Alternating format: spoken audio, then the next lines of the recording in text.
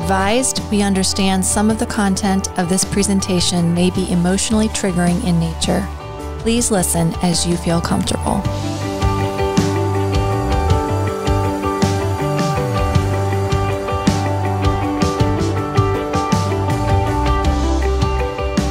Hey everybody, welcome back to another podcast episode with Tusc against Trafficking. I'm Jocelyn Hampshire, and I'm here with Robin Bowdish and Molly McMath. So welcome back, ladies.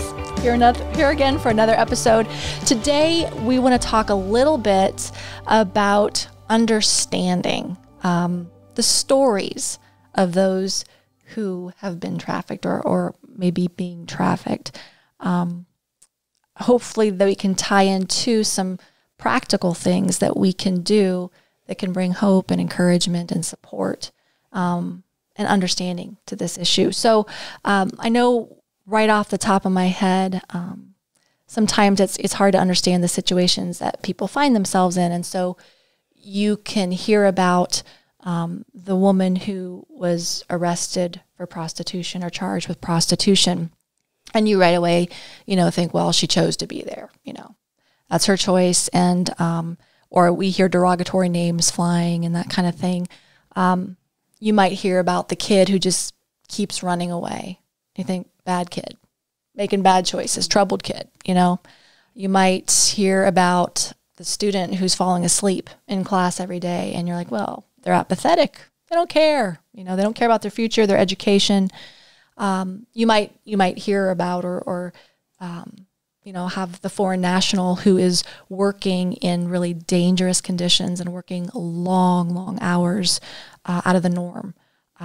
And so we think, well, they're most likely here illegally, so really they don't deserve much help. So we just we assume, we put our perceptions in there when really there's more to the story, and that may not be the case at all. So that's what we want to talk about today, is just understanding and in hearing some of these stories. Molly and Robin, just either one of you, I would love to hear just your thoughts. What are some truths that would help us understand that there's more to someone's story than what we may know or what we would assume? What are some things that you want to share just from your experience and what you've seen that would bring some understanding? I know. So when I think back to the many survivors that I've worked with over my career, and these are survivors of domestic violence, sexual assault, trafficking, what happens to them is horrible and it's traumatic. And a lot of times we as a community, we focus on what happened to them. And we look at what did they do to get out? Did they do it soon enough? Did they ask for help? Did they report it soon enough? We really kind of try to dissect that bad thing that happened to them. In reality, a survivor is so much more than that event. They have a past, whether it's a child or an adult. They have a past. They've had experiences, life experiences that have happened to them. And they are a whole person. Mm-hmm. And I just think it's so important that when we are hearing about survivors, right, of human trafficking, it's so important to try not to just focus on what physically may have happened to them. There's so much more to their story. And when we start trying to learn more about their whole story, I think we can appreciate them as a person and how they have been able to survive so much more.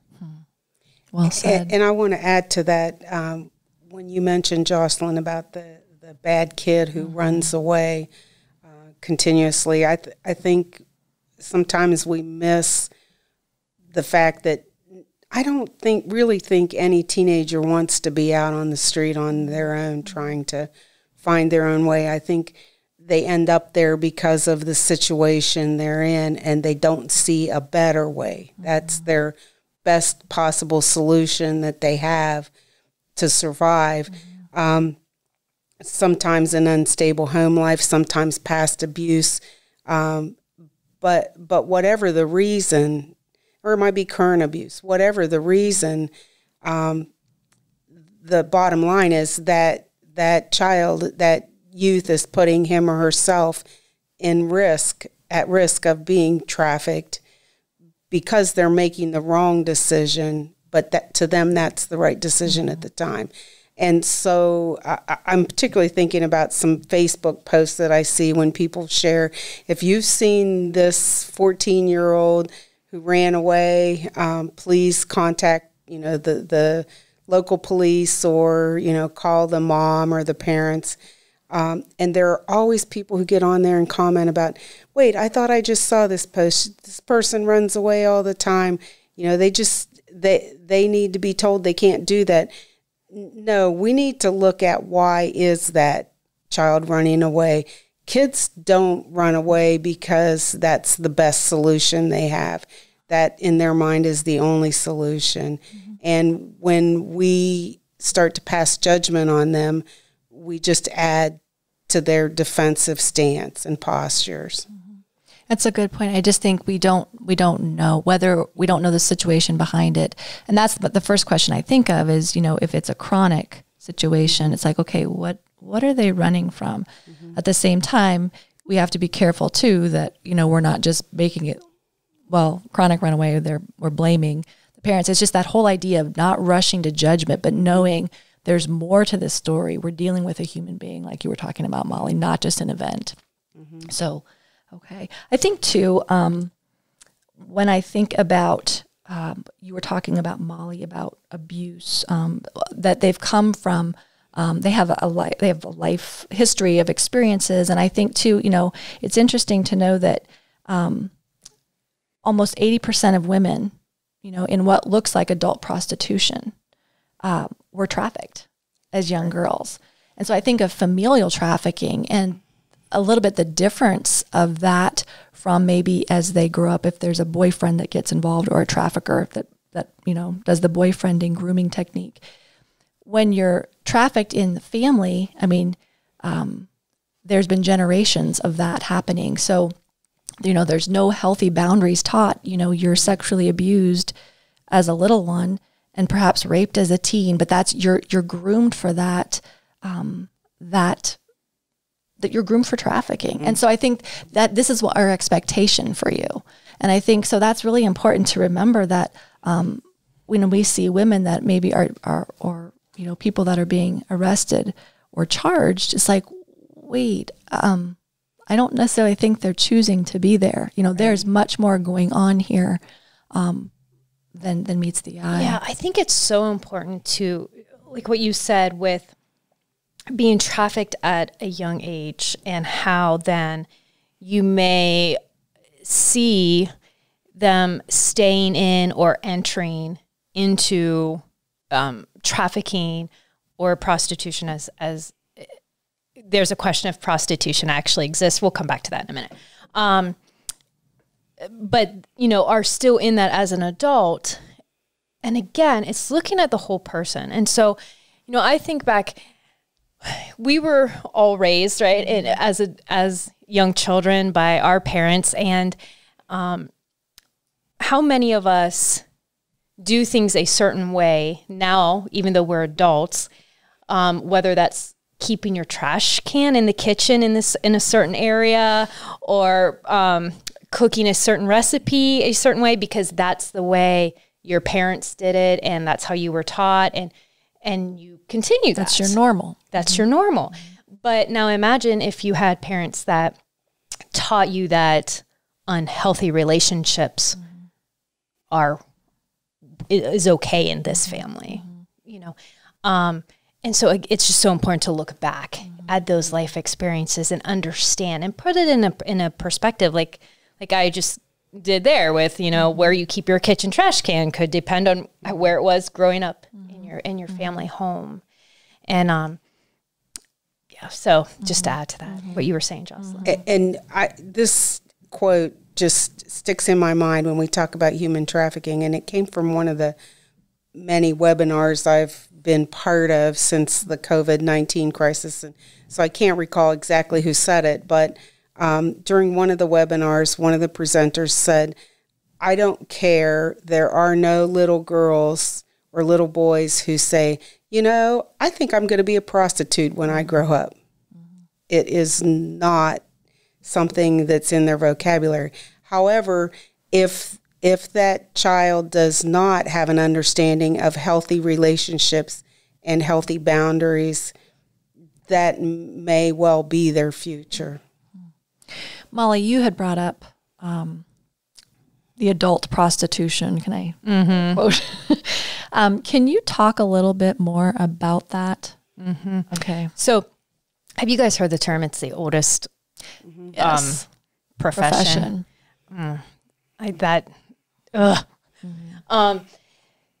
So, you know, I've been to a lot of trainings over the years on trafficking, and the overlying theme is that idea of prostitution, right? You have this adult that goes out, they decide where they're going to work.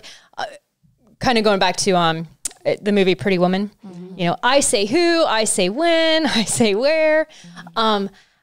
It's very rare that would exist in today's world. Trafficking is a $1 billion industry. That's a lot of money. So the idea that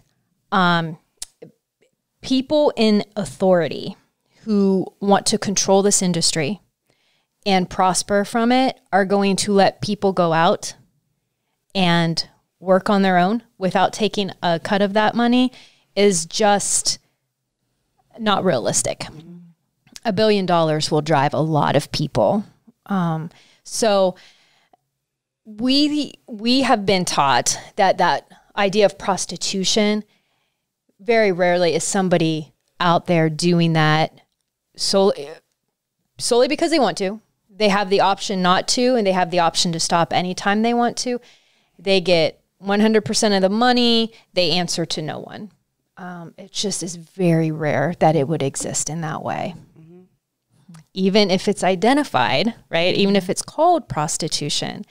Mm-hmm. I just think we have to maybe consider that it's not how it seems. Mm-hmm. And maybe we need to challenge our perceptions, our mindsets a little bit, and think a little bit big picture. Okay. And not call it a profession. It's a big business. It is a big business, and it is the second largest growing business in the nation at this point. And it's a business where once you recruit somebody, whatever that recruit looks like, may mean giving them drugs to be part of your stable. It may mean that you've coerced them and promised them a better life, and then turned it into something out of a horror show. But however you've gotten that person involved, you have that person. You can sell that person multiple times a day. You know, every day of the week, 365 days a year, for however long that person stays in your control. And you want to keep them in your control. It's not like drugs where you sell the bag of cocaine that you have and then it's gone. Mm-hmm. It's money that you make over and over and over. And like Molly said, it's not that this person is getting all the profits, is doing this on his or her own. This person is under somebody who's probably got somebody over him, who's probably got somebody over him. There's a layer. And so that's how this ends up to be a $1 million business. So going back to, a person's past history, their experiences, do you guys have any stories or know of any situations that could help us understand, again, maybe some of the push-pull factors of why people may end up in situations that they do? So, my staff at Compass have had a number of opportunities to work with survivors of human trafficking within our service area. Because we are a confidential agency, I can't, and nor would I even want to divulge any personal information there on those cases. But what I can say about it is, it's again knowing their full story. And so many of them have suffered past abuse, financial burden, just struggling financially. And those factors make them at risk and vulnerable to human trafficking. And we have seen that a lot, within our agency.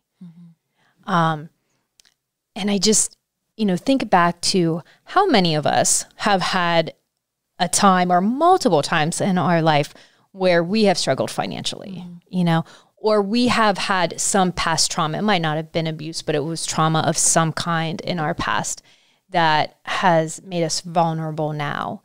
And so these were all people that never pictured themselves in human trafficking. They didn't one day call our crisis line and say, I think I'm being trafficked. They didn't even really recognize what was happening to them because it just happened so slowly and so controlled, playing on those factors that make them at risk. And so again, when we talk about supporting our neighbors and supporting our community, we aren't probably going to go out with a mission to stop human trafficking today. But if you can see somebody who maybe is at the store and struggling a little bit at the register to pay, are you able to help them out? Are you able to provide some babysitting time for the single mother or anything to help ease some of those push-pull factors that make someone at risk? Good point. Go ahead, Robin. And I think those push-pull factors are kind of warm and fuzzy type things, but I think too the drug addiction piece, yes, that's a big one, is huge. And so when we talk about the different layers of human trafficking, this is certainly one of the layers where parents will traffic their child for drugs or money to buy drugs. And one of the things that I did want to mention, just in March of this year, there was a 69-year-old man in Wheelersburg, Ohio, which is a really tiny town. It's probably, I don't know, maybe 8,000 people in that town, really small. He was arrested for sexually abusing children, and how he was doing it was giving their parents drugs, finding these drug-addicted parents, and then trading drugs for these young kids to come to his house. So that's one of those push-pull factors that just really makes us squeamish. How could somebody do that kind of thing? But that, unless I think we understand that addiction, we don't have a clue how that happens. And again, then we create horrible layers of trauma for that child. I think of the 17-year-old survivor who actually escaped her trafficker, but doesn't have any documentation, doesn't have any money, and gets away, but she's got to live. She's got to feed herself. She's got to take care of herself. And so she goes back to, being a sex worker because she says, that's what I know. That's familiar. That's what I've got, And so I think we don't have to agree. You think about, well, I don't have to agree, but I can understand why. And that is huge. If we can put ourselves in people's shoes and make some of those similar analogies, that we were talking about, maybe times are hard and I don't necessarily want to do this specific job, but that's what I know to do and that's what I'm going to do. So I think that's just really important that we can understand, again, the whole story. And when we understand, compassion goes up and judgment comes down. And I think that's one thing. We talk about what can we do? What can we do to help combat human trafficking? And it's some of those things that Molly was mentioning, the very practical help out. But I just think that is the first thing is empathy, understanding. Right. And I think we've had that as a common theme through almost all of these podcasts, if not all of them, when we get to the end, is that the kindness goes a long way. Mm-hmm. Just being kind and non-judgmental, sometimes just listening and not reacting, which is really hard to do sometimes. Mm-hmm. But we don't understand what kind of trauma these people come from, what their lives were like, what their circumstances were, and what their whole story is, just like you said, Jocelyn. So let's talk a little bit about, we've kind of segued into this already, but what's an action step that we can take? I think understanding people's stories, we've made that clear. Getting to know people. Molly, you had talked about, easing the burden when you know someone's story and what they're kind of dealing with and facing to help ease some of those burdens. I think of intentional relationship, and it goes along with that, of building relationship, whether that, again, is through a mentoring program like we have at Toward the Goal, like Big Brothers Big Sisters has, whether that's formal and organized, or whether that's just intentional relationship and you're being consistent, you're seeing a need and you're stepping in and then maybe letting that relationship form organically, but being a safe place. But again, just stepping in and being intentional, building a relationship, that's what really hits me. One thing that we can do. Can I put you on the spot for a minute Sure. with that? Yeah. So for the people watching and listening to this who maybe have never heard the term intentional relationship, okay. Mm-hmm. or letting it build organically, what does that mean? Mm-hmm. For me, intentional relationship is, I think that let me just back up and say we all want our lives to matter. I think that we all want to do something to make a difference. We've been talking about, human trafficking, what can we do?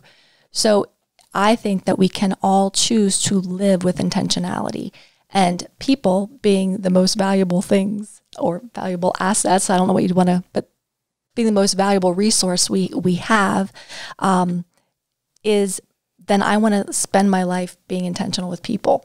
And so that intentional relationship to me is slowing down enough to be aware of the needs around me, to be aware of the people around me, and then making an effort, marking it in my calendar. Today I'm going to make a phone call to so-and-so because they've been on my mind. Taking a meal to the single mom next door because I know times are tough. But it's marking it down. It's being intentional. It's planning it. It's doing it. That and doing that with consistency and over time really does build relationship. And that's where it can start very organically. You don't have to set out with, okay, this is my agenda and this is what I have in mind and we're going to become best friends or I'm going to become her mentor. It's just being kind. It's being intentional and being consistent so that, hey, she knows or he knows I'm a safe person and that I truly care. And so then if there's relationship that builds from that, awesome, but it started very organically and not like I had an agenda. It was just taking time to care about somebody. Mm-hmm. So does that answer your question? Mm-hmm. I love how you say, it's okay if you have to make sure that you carve that time out. If you have to put it on your calendar, that doesn't make it less honorable. No. Well, Molly, I can only speak for me. If it's not on my calendar, I won't do it. Right? Yes. If I don't plan for it, it's I've got other things to do. Mm-hmm. So that's one intentionality. I have to put it down or think about it in advance and okay, I'm going to do this. How can I make this happen? So it's being intentional. It's just living life that way with what really matters most to you. But just for the people who are listening and watching, it's okay. It's okay that you have to put it down in a calendar and be purposeful in making time to reach out to someone.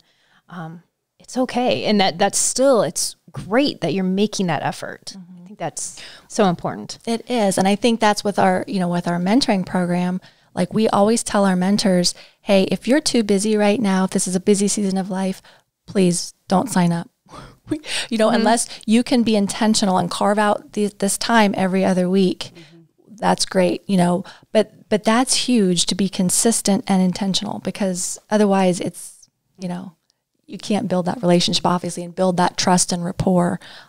So I think there's something too that when we're tying this in, that's why we do the mentoring program is, I wish I had a mentor when I was younger, and I didn't have one. And so that is kind of stirred a passion in me to walk alongside kids that were coming from broken homes, or they can be anything. It can be anything across the spectrum. Some kids want to just grow in leadership skills. Some kids want to, they just need emotional support. Some kids, times are like grades are tough and they're struggling in school. So they just want some of that help with that. But it's just really cool. But anyways, to be intentional, that kind of thing too, it's very preventative and proactive in providing students a safe place and a voice of encouragement, so that they don't, or that there's more support there and more resource, so they might not get pulled into some unhealthy relationships or harmful situations.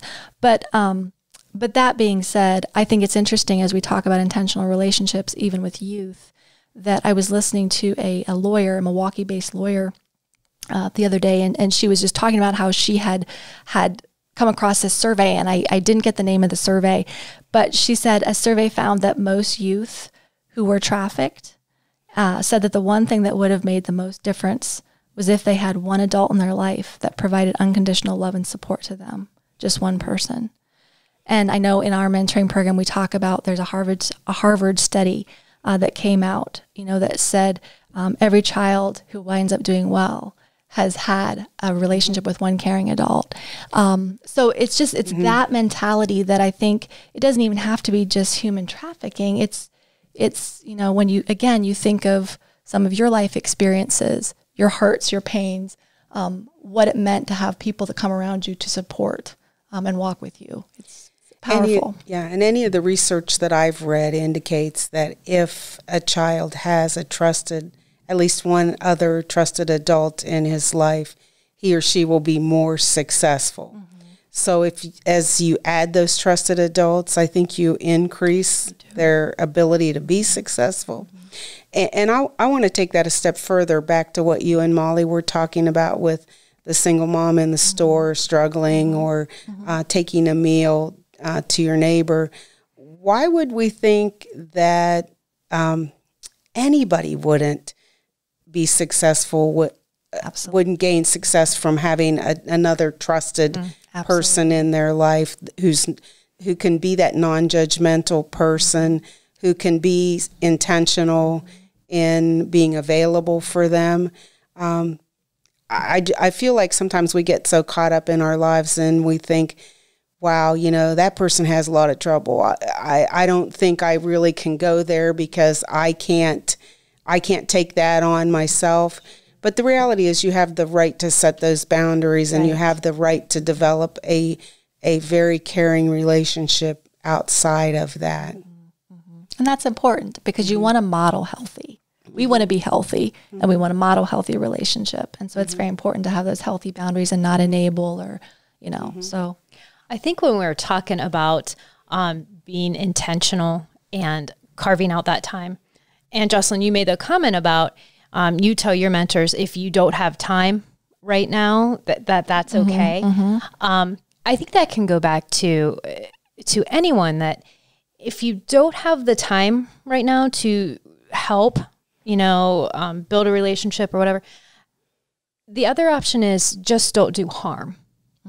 And when I say that, there's things that we can do that can help change the culture of our community, the rape culture that exists, because every community has rape culture, right? And there are things that we can do that will change that culture without having to do anything. So for example, when you hear the joke that's sexist or just inappropriate, don't repeat it. Don't laugh at it. Like, that's not taking any additional time that you don't have to give. If you see a Facebook post that's inappropriate, just don't share it. Just don't comment the laughing emoji. There's simple things that you can do that can make a huge impact on our culture that really will not take any amount of your time. Good point. Good point. I think, again, we talk about making a difference because we've heard that, how can I help? How can I help? How can we make a difference? And I think just those things that you just mentioned are powerful, make a difference. And they're caught by other people, they're modeled.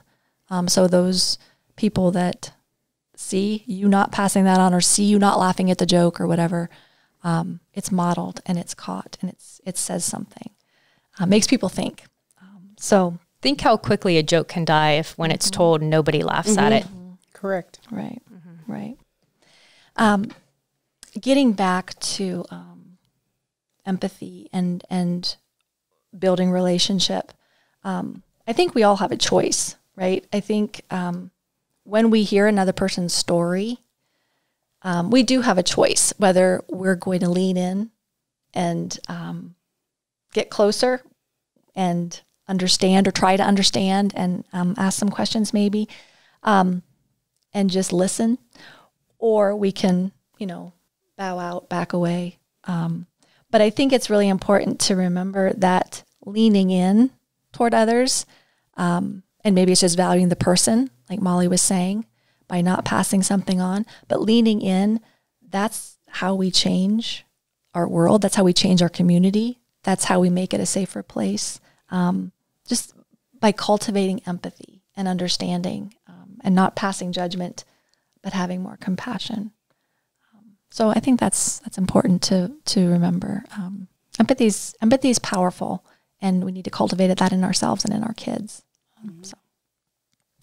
Okay, so what keeps us from building a relationship? We talked about busyness. I mean, everybody's busy, right? You hear people talk and I'm so busy. And we get that, there's a lot to juggle.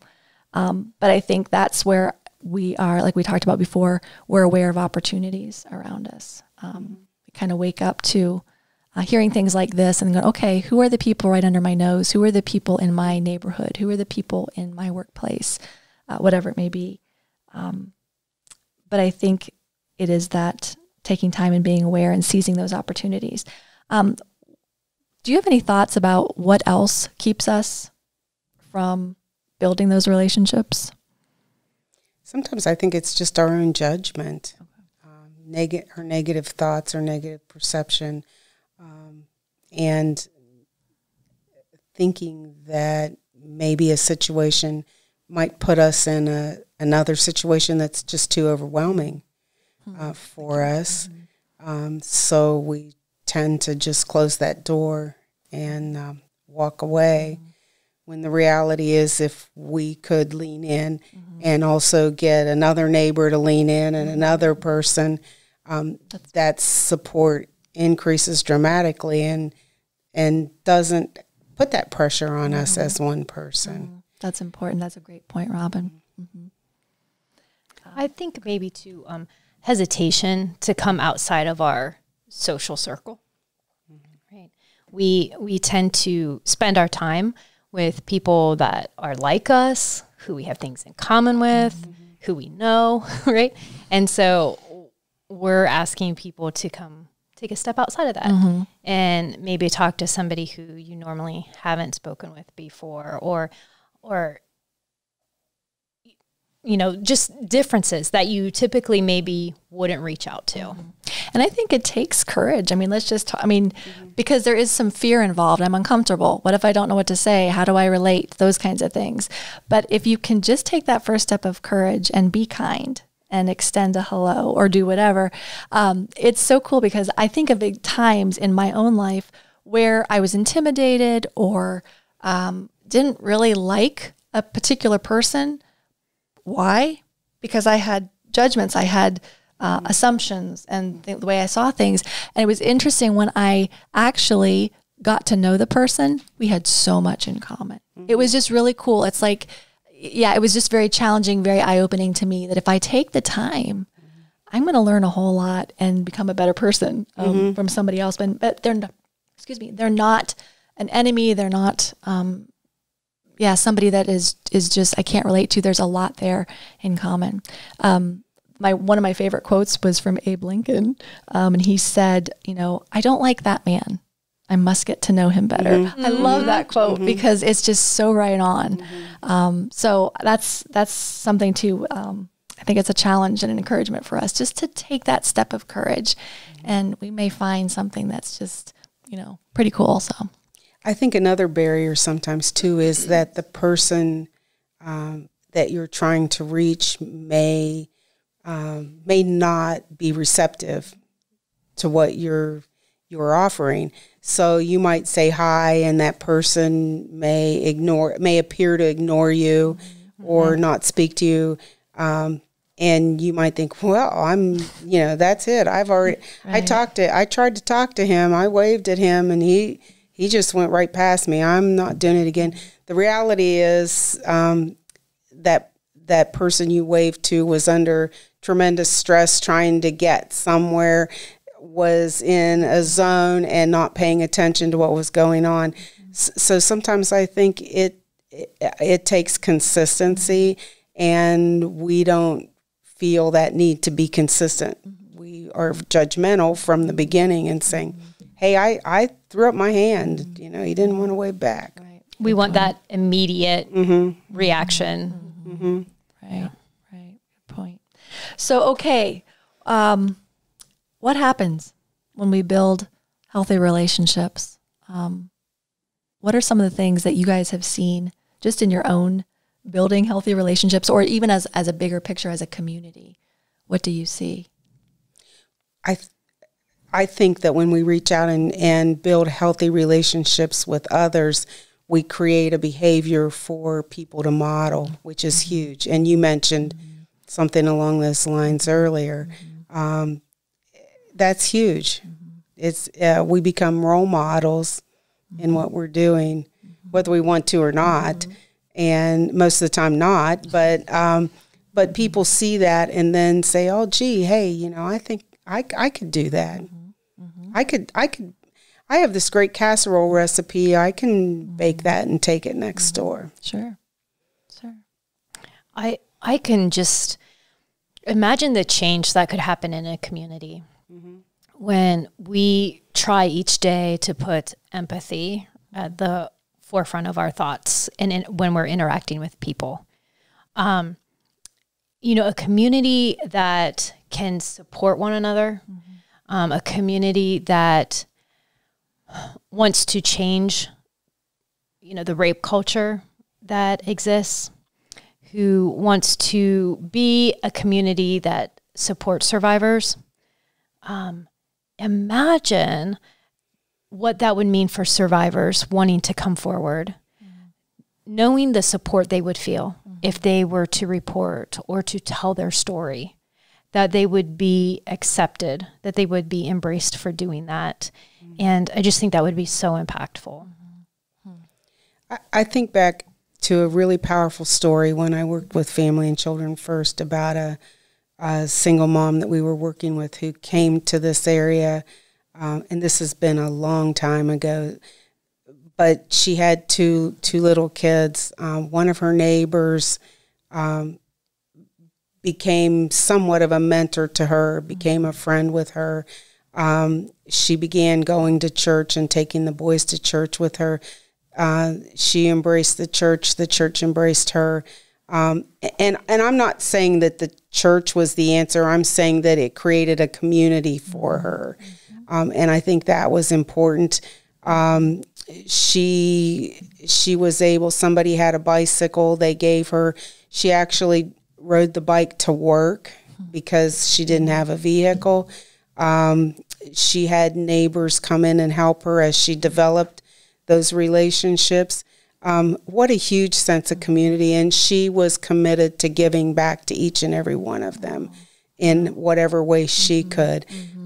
Just an amazing story of what that kind of support, how that can build resilience in a family. Yeah, I believe that. I love that too, Robin, because she experienced it, she lived it, and now she wants to do it. And we see that, with mentoring statistics, it's incredible. Like if you're mentored, 90% want to go on and become mentors, and they do. And it's just really cool what we're seeing. The hope, I see hope. That's what comes out of building healthy relationships, because each one of us has gone through hard times in some form or fashion. And when someone can come along and speak life or encourage us or give us an opportunity or, a foot up, so to speak, even, it's like, I have hope again. Like I can operate again. And then I want to do that for somebody else. So it more, it's modeled, it's caught, and then we can teach it. But anyway, so I think that's so cool. We see that the hope with our students, grades go up by 1 and 2 letter grades, confidence builds, kids are, stepping out and doing job interviews that they've never done before, trying out for extracurriculars that they've never tried out before, and they make it. It's so cool to see kids that don't have maybe a lot of support at home. A mentor steps in and takes them through a process of filling out financial aid forms or kicks them on a college visit. Just that kind of stuff invites hope. It ushers in hope that, okay, so I think that's what I see. It can be one person, one safe individual that can step in and help. And then it's even better when you've got community and multiple people come together, like you were saying. So it's a beautiful thing. So, okay, anything else you guys want to share or as a takeaway, what you want listeners to take maybe one thing away today? I know that we talked about a lot of stuff, but is there one thing? I think like what Ellen always says, be kind. Be kind. And she ends every episode with be kind. I think that's huge. Molly, anything you want to share? Yeah, I would just say, remember to try to learn about the whole person. It really, when we can take the time to learn more about a person than just one thing that happened to them, it just really builds relationship. And I would encourage all of us to be aware this week. Slow down a little bit, look around, take some time to notice who's around you, and maybe one thing, just one little thing you can do that extends kindness, that extends safety, that communicates that you're a safe person. So that would be my encouragement for me, I know, and for each one that's listening. So wouldn't it be interesting? We end each one of these podcasts asking people if they have any questions to submit them. But I think we would love for people to also submit what's the one thing they did this week. That'd be cool. We would love to hear. What's the one thing that you did to spread some kindness or empathy or just a helping hand? Awesome. Great idea. All right. Hey, thanks for tuning in again today. Again, submit your questions, whether that be through our website, tuscagainsttrafficking.org, through our email, info@tuscagainsttrafficking.org, or on Facebook. So Tusc Against Trafficking. So thanks so much for listening. Thank you, ladies. Appreciate you both very much.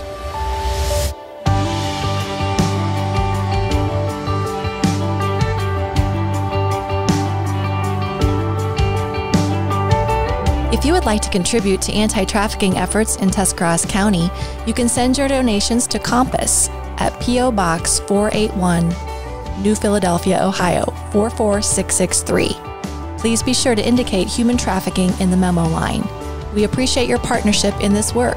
Together, we can make a difference.